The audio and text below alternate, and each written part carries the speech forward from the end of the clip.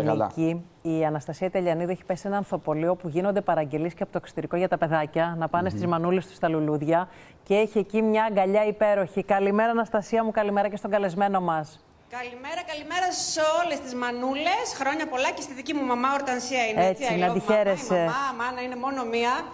Και αυτό αποδεικνύεται, Εφέ μου. Είμαστε, να σου πω, σε ένα ανθοπολείο, όχι οποιοδήποτε, στο κέντρο της Θεσσαλονίκης, που μετράει 66 χρόνια ζωής.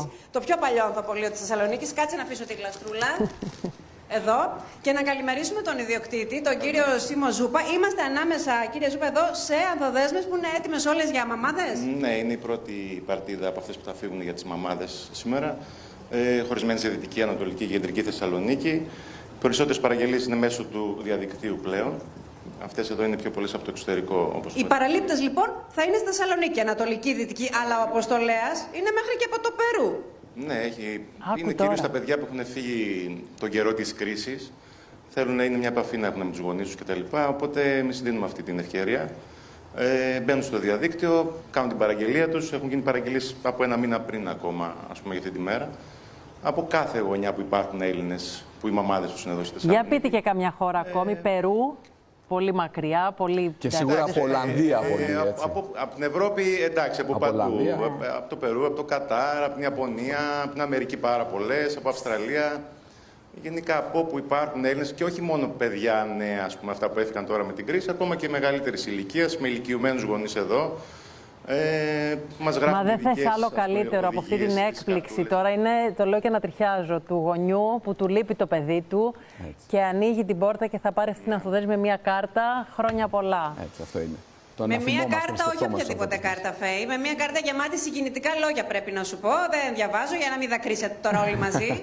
Ναι, είναι αλήθεια ότι στις κάρτες αυτές, ειδικά αυτή την ημέρα, είναι πολύ συναισθηματικά φορτισμένες κάρτες. Δηλαδή, υπάρχουν άνθρωποι που δεν είπαν για χρόνια αυτά που θέλουν να πούν στους γονείς τους. Τέλος πάντων, και μπορεί να τα πούν σε μία καρτούλα. Υπάρχει ένα «σ' αγαπώ», ένα «συγγνώμη», τέτοια λόγια, ας πούμε, μέσα.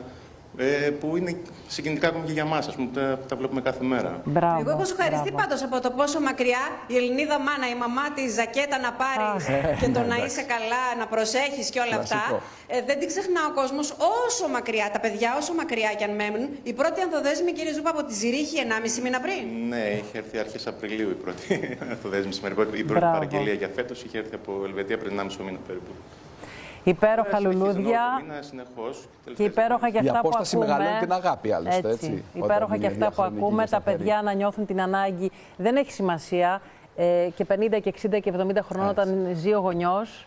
Είσαι παιδί. Έτσι. Είσαι το παιδί του γονιού. Πάβεις να είσαι παιδί όταν φεύγουν οι γονείς από τη ζωή. Να σε αντιμετωπίζει σαν παιδί, έτσι, όσο μεγαλώνει. Αυτά να βλέπουν και τα δικά μας τα παιδιά που είναι εδώ, έτσι, εδώ από την άλλη άκρη από το παιδί. Παραπονάκι. Μου ισορρόπησες τη συγκίνηση, Αναστασία. Και παιδιά, όχι μόνο ευχές από τα social media, στείλτε κανένα λουλουδάκι, στείλτε μια αγκαλίτσα κανονική. Πηγαίνετε. Ευχαριστούμε πάρα πολύ. Όχι διαδικτυακές καρδούλες μόνο, δείτε το πόσο υπέροχα λουλούδια υπάρχουν να στείλει στη μανούλα. Να χαίρεσαι τη μαμά σου η μέρα και να σε χαίρεται ο γιος σου, Αναστασία μας.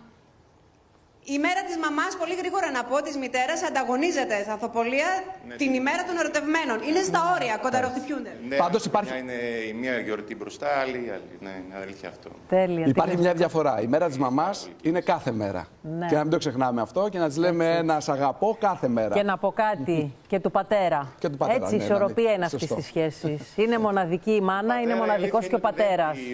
Έτσι. Του πατέρα, όσον αφορά τα ανθοπολεία, δεν έχει... Το έχω καταλάβει, αλλά είναι λίγο...